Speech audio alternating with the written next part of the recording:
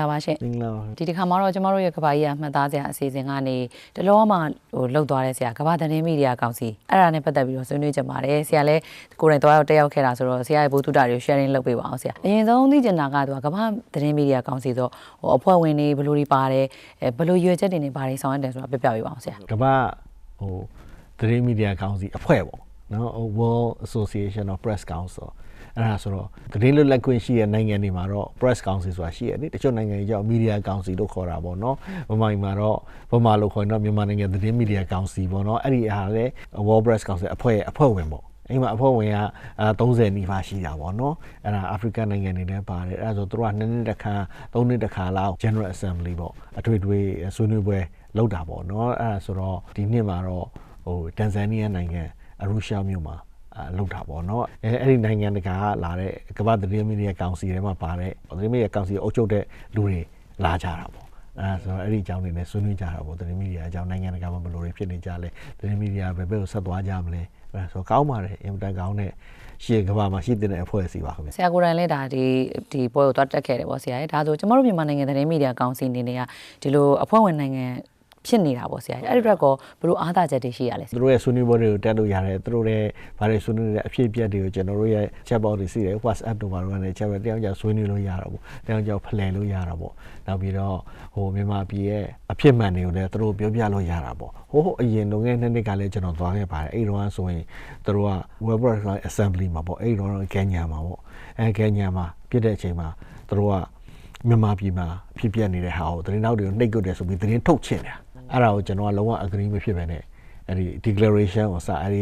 ီထုတ်ပြန်ရုပ်ပါဆိုကျွန်တော်ကိုရေးပေးခဲ့တယ်မြန်မာနိုင်ငံအကြောင်းမပါမြန်မာနိုင်ငံကိုတိုက်ခိုက်လို့မရတော့ဘူးပေါ့အဲ့ကိုပါချင်းအပြစ်ကိုတိုက်ခိုက်လို့မရအောင်လုပ်လို့ရတယ်လေဒါဆိုဆရာသူကအဖွဲ့ဝင်နိုင်ငံတွေတော်တော်များများမှာဆိုတော့ဆွေးနွေးတဲ့အကြောင်းအရာတွေကတော့အများကြီးရှိမှာဘယ်လိုအကြောင်းအရာတွေကိုဆွေးနွေးရလဲသူတို့ကအဲ့ဒီ3ရက်4ရက်လောက် forum တွေ talk တွေအပေါ်မှာတက်ပြီးပြောရတဲ့ဟာတွေပေါ့နော်ကျွန်တော်လည်းပြောခဲ့ပါတယ်အဲဆိုတကယ်လက်ရှိကြုံတွေ့နေရတဲ့ issues တွေပေါ့22မှာအဲ့တော့ကြုံတွေ့တဲ့တကယ်အဓိကတော့ fake news ပေါ့အဲ့ထဲမှာ declaration ထုတ်တဲ့အချိန်မှာကျွန်တော် fake news ဟာ issue ဖြစ်နေတဲ့ media တွေမှာ fake news တွေကိုခွဲတတ်ဖို့လိုတယ်အဲ့ဒီအကြောင်းတွေကျွန်တော်ထည့်ရေးခဲ့တာပေါ့ fake news ဟာအဓိက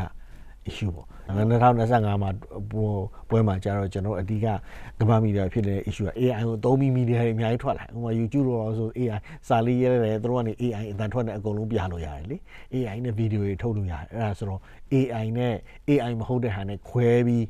လောက်ရမယ့်အခြေအနေရှိတယ်နောက်ပြီးတော့ AI ပေါ်မှာဘယ်လိုသဘောထားလဲပေါ့ကမ္ဘာသတင်းမီဒီယာကောင်စီအဖွဲ့တွေကဘယ်လိုသဘောထားလဲ AI ပေါ်မှာလက်ရှိအချိန်တွေမှာတော့ AI သိ smart မဖြစ်သေးဘူး smart ဖြစ်တော့လဲပဲ AI နဲ့ရေးတာနဲ့ AI မဟုတ်ဘဲနဲ့ရေးတာခွဲလို့ရသေးတယ်ကျွန်တော်ဆိုလဲအင်္ဂလိပ်ကျန်နဲ့ထုတ်ပါတယ်လားအဲ့ဒါဆိုထုတ်တဲ့အချိန်မှာလဲကျွန်တော်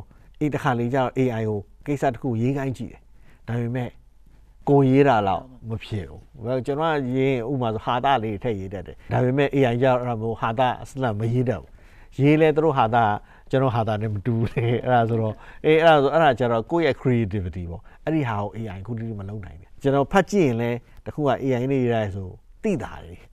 ေအခုတတိယပေါ့နော်အဲ့ဒါဆိုတော့ AI issue တော့ရှိတယ်ဒါပေမဲ့ AI နဲ့ရေးရတော့လေ AI နဲ့ရေးရတော့ပေါ်ပြတဲ့နဲ့ဒါပေမဲ့ at the same time AI is not at the critical ပေါ့အရင် critical မဖြစ်သေးဘူးသိရှင်မဟုတ်သေးဘူးပေါ့ဒါပေမဲ့ AI issue တွေတော့ရှိလာကြပြီ media လောကမှာအဲ့ဒါ2025ဆွေးနွေးပွဲရဲ့အဓိက theme ပေါ့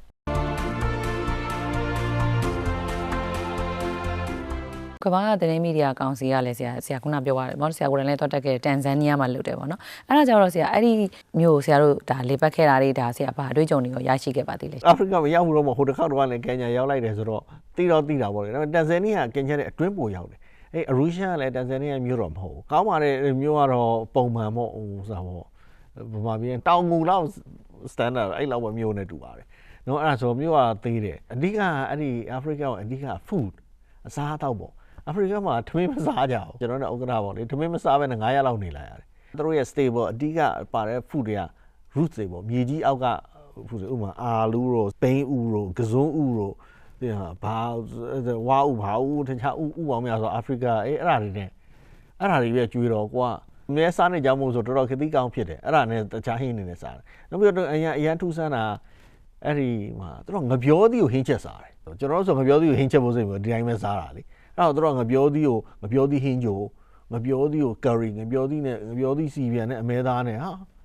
ငါပြောသူဘယ်လိုလုပ်ဟင်းချက်စားလဲကျွန်တော်စဉ်းစားမလို့ဒါပေမဲ့သူငါပြောသူဟင်းချက်စားရအေးရှမ်းဖြစ်နေလို့တော့မသိဘူးသို့တော့လေငါပြောသူဟင်းနဲ့ဘယ်လိုထက်ချက်ရလဲကျွန်တော်စဉ်းစားလို့မရနိုင်ဘူးအဲ့ဒီနှစ်ခုက issue now surprising အဲ့ဒီမှာဘာလို့ဟိုရာသီဥတုကျွန်တော်အာဖရိကအပူနိုင်ငံလို့ထင်တာတကယ်ကျွန်တော်အဲ့မှာတော်တော်အေးတယ်ညဘက် temperature 30ပဲရှိတယ်နေ့ဘက် temperature 20ပဲရှိတယ်အဲ့လိုတော်တော်များများခြားနိုင်ငံလာတဲ့လူတွေတော်တော်များများ they fall sick သူကနေမကောင်းဖြစ်သွားကြတယ်ဘာဖြစ်လို့လဲဆိုအဲ့လောက်အေးမယ်လို့မထင်မှတ်ထားကြအောင်အဲ့ဆိုအနွေးတွေကဒါလေးလောက်ပဲပါတယ်အဲ့တော့ surprise ပေါ့လေကျန်တာတော့ပုံမှန်ပါပဲတန်ဇန်နီးယားအထူးရှားတန်ဇန်နီးယားမြန်မာပြည်နဲ့ဗာနဲ့တူတယ်တန်ဇန်နီးယားမြန်မာပြည်နဲ့တူတ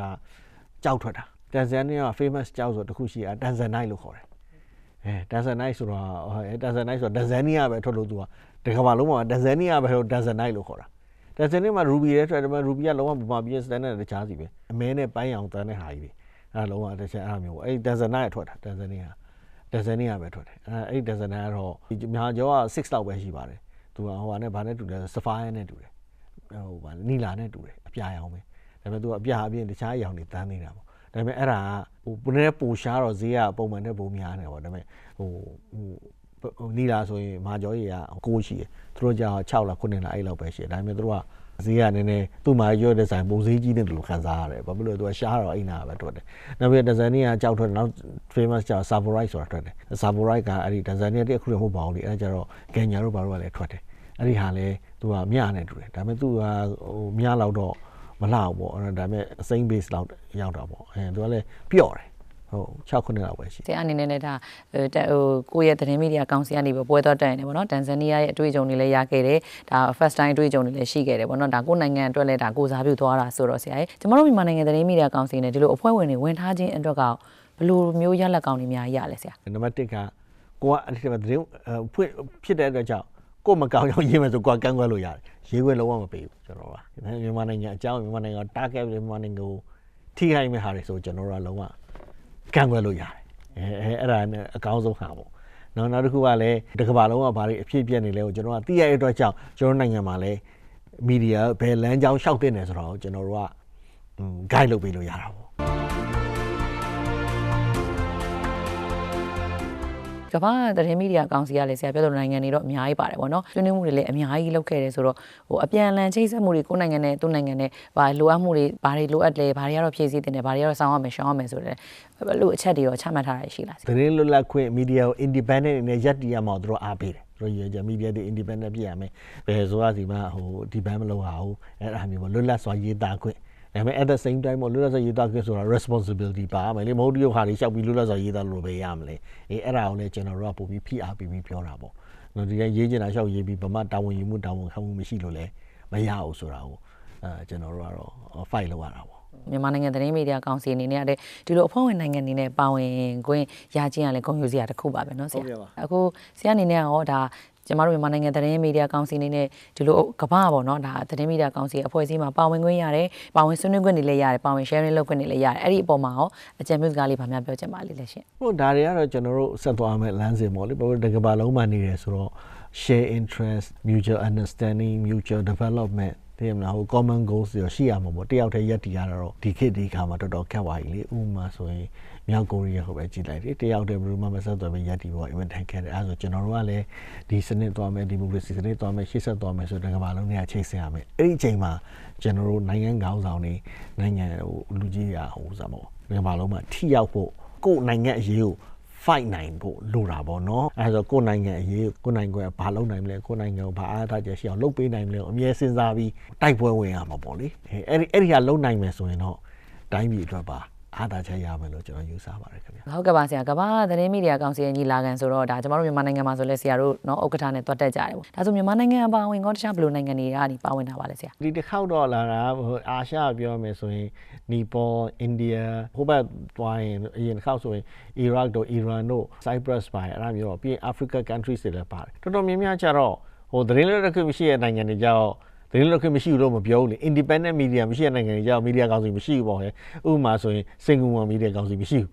နော်ဗီယက်နမ်မှာလည်း media ကောင်စီမရှိဘူးအာရပ်နိုင်ငံတွေမှာဆိုလည်း media ကောင်စီမရှိဘူးမလေးရှားဆိုရင်လွန်ခဲ့တဲ့2 လလောက်မှ media law အသစ်ဟိုသူ့ရဲ့ပါလီမန်အကြမ်းမှတ်ပြီး media ကောင်စီရှိလာတယ်အဲ့ဒါမျိုးပေါ့အဲ့ဒါဆို media ကောင်စီလွတ်တော့ media နဲ့ media ကောင်စီရှိတဲ့နိုင်ငံတွေတော့တိတ်အများကြီးတော့မဟုတ်ဘူးနော်အဲ့ဒါဆိုတော့အာဖရိကမှာတော့တော်တော်များများရှိပါတယ်အဲ့ဒီဟာတွေအကုန်လာကြပါတယ် အဲ့ဆိုဆွေးနွေးမှုကတော့တော်တော်လေးကိုvibrant ဖြစ်တာပေါ့ဟိုသူကိစ္စသူပြောသူတို့နိုင်ငံတွေဘယ်လိုတွေလုပ်နေလဲသူတို့နိုင်ငံတွေမှာဘယ်လို issue တွေရှိလဲအဲ့ဒါတွေဆွေးနွေးကြတယ်ဆိုတော့အတွေ့အကြုံတွေနဲ့အဲ့ဒါတော့ကောင်းပါတယ်ဟုတ်ကဲ့ပါဆရာလည်းခုနပြောရတဲ့အထက်မှာပါတာပေါ့နော်ဆရာတန်ဇန်နီးယားကိုတော့ဒါပထမဆုံးအတွေ့အကြုံဒါဥတွေစားတယ်ပေါ့နော်ငပြောသီးတွေဟင်းချက်စားတယ်ပေါ့တခြားစိတ်ဝင်စားစရာဘာတွေများရှိပါသေးလဲဟိုအာဖရိကရဲ့ major tourist attraction ကတော့ safari ပေါ့ safari ဆိုအကောင်ပလောင်တွေများဆိုအကောင်ပလောင်ဆိုတာလေတခြားနယ်တွေမှာမရှိတဲ့အကောင်ပလောင်တွေဥပမာဆိုချင်းသေးတို့ကျသစ်တို့သိရမလားဟိုတလိမ့်ဆိုင်ုံတည်းမဟုတ်တဲ့နေရာပေါ့သူတို့ကဟိုသူတို့ရဲ့ door သူတို့ရဲ့ safari ပေါ့သူတို့ရဲ့ဟိုလွင်မြင်ကြီးထဲမှာအကောင့်နေတယ်အဲ့ဒါကျွန်တော်တို့ tour တစ်ခုတော့သွားလိုက်ပါတယ်ဒါပေမဲ့အဲ့နေရာမှာ Russian နေရာမှာချင်းသိမရှိဘူးဆိုတော့တခြားအကောင့်တွေပဲမြင်လိုက်ရတာပေါ့ giraffe တို့ပါတော့ပေါ့နော်အဲ့ဒါမျိုးပေါ့လေမင်းရှိချင်းနေပါကလအုပ်လာနော်အဲ့ဒါတော့တွေ့လိုက်တာပေါ့အနီးကတွေ့ရတာပါအဲ့ဒါဆိုတော့ကောင်းပါတယ်စင်ဆိုလဲသူတို့စင်ကတော်တော်ကြီးပါတယ်အာရှအဆင်တွေထက်နှစ်ပေလောက်ပိုအရရှိတယ်အဲစတုံကြီးတွေပေါ့အဲ့ဒါမျိုးတွေပေါ့အဲ့တော့ safari ကောင်းပါနောက်ပြီးတော့ကျွန်တော်အရူရှာဟိုကီလီမန်ဂျာရိုတောင်တာပါလေကီလီမန်ဂျာရိုဆိုအာဖရိကအမြင့်ဆုံးတောင်လေအဲ့တောင်ပေါ်မှာဆိုအမြဲတမ်းနှင်းနေပဲရှိတာအဲ့ဒါဆိုတော့အာဖရိကမှာနှင်းကြတဲ့နေရာတော့ရှိတာပေါ့ဟုတ်ကဲ့ပါ